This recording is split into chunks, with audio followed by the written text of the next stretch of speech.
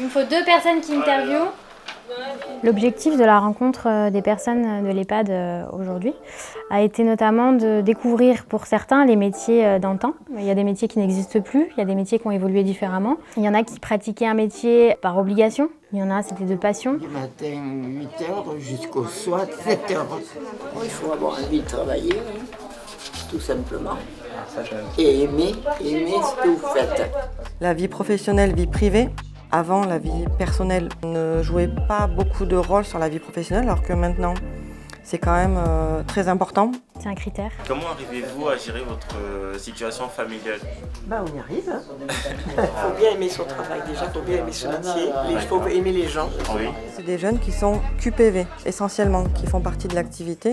Donc des jeunes qui sont dans les quartiers prioritaires de la ville. Donc qui ont peut-être moins de contact avec des personnes âgées. J'en ai 3 pour moi. Alors, 3 jeunes femmes. On en profite dans le quartier d'été pour proposer des activités qui sortent un petit peu de l'ordinaire et qu'on n'organise pas forcément toute l'année. Créer du lien social différent de ce qu'on fait habituellement. Il n'y a pas d'âge pour apprendre à danser. Ça, c'était vraiment l'objectif numéro 1. Vous avez un téléphone comme ça, vous ? Le deuxième, c'était faire découvrir les métiers en tension en interviewant du personnel de l'EHPAD. J'arrive à circuler entre les fauteuils. De toute façon, un agent d'entretien dans un EHPAD, c'est obligatoire. Des métiers qui, par exemple, on les aurait proposés sur un PowerPoint banal. Ils auraient dormi ou ils auraient été sur leur téléphone. Réfléchir en amont et répondre aux problématiques, c'est vraiment un truc intéressant dans ce métier. C'est vrai que quand c'est une personne salariée de l'EHPAD qui parle de son métier, elle n'en parle pas pareil qu'un conseiller mission locale. Elle le vend, elle le vit, ça vient du cœur. En fait, il y a de l'humain derrière. C'est pas comme une usine où une machine tombe en panne et on s'en fout.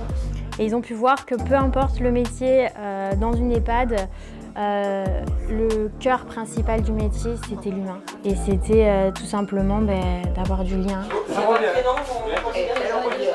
Il revient. Attention, au bout de J'ai fait du travail pour moi. Je me suis mariée assez tôt. Les machins, l'école, les machins. Il y a des choses qui m'ont toujours intrigué, mais quand vous ne le voyez pas. On leur a laissé quand même une certaine liberté. Poser une question qui pouvait ne pas être sur le listing, au vu de la personne qui aurait en face, du projet, de la discussion, du feeling. Alors, le plat que vous préférez le plus, c'est quoi ? C'est peut-être ça aussi qui leur a plu. Le fait de ne pas se sentir obligé, cadré, mais pas d'obligation. Comment avez-vous géré votre foyer familial ? Le mieux que j'ai pu. On a eu 2 enfants. On a habité une petite maison à Montmorency, que j'ai bien retapé avec mon épouse. Le bilan de ces journées, ça a été de découvrir les jeunes d'une autre manière. Des jeunes beaucoup plus calmes, plus à poser des questions, beaucoup plus à l'aise. Curieux, intéressés. C'est ça. Je vous en prie, ça a été un plaisir.